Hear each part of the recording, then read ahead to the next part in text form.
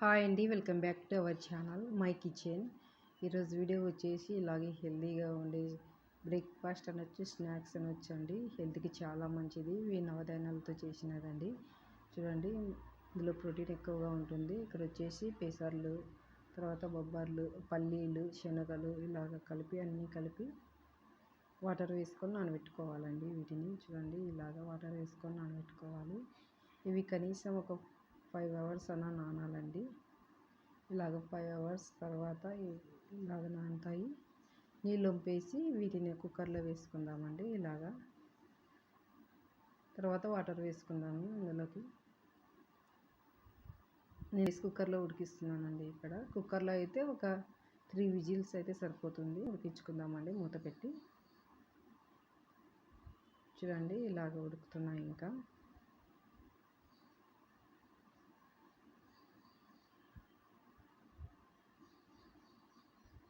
ఇలాగుంటే చాలండి, సరిపోతుంది. ఇంకా ఇవి ఇలా ఉడికితే చాలు, సరిపోతుంది. ఇంకా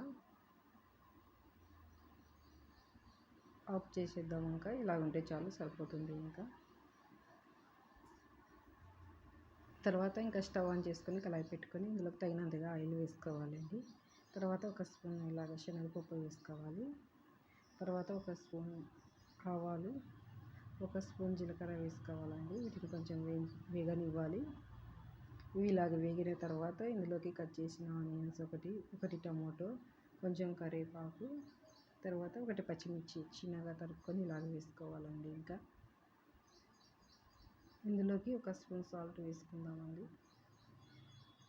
ఇలాగ సాల్ట్ వేసుకొని అంతా కలుపుకోవాలి. ఇంకా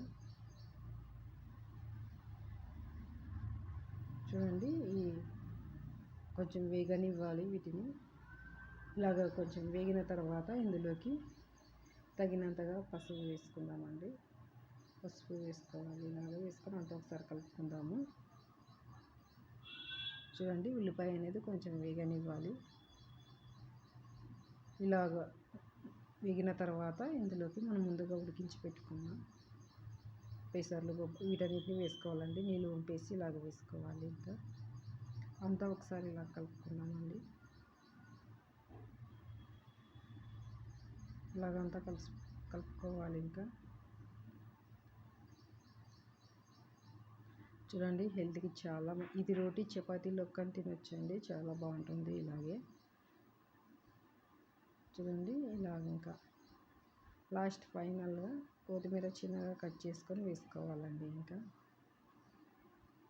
ఒకసారి కలుపుకుందాము. ఇంకా అంతే అండి, రెడీ అయింది.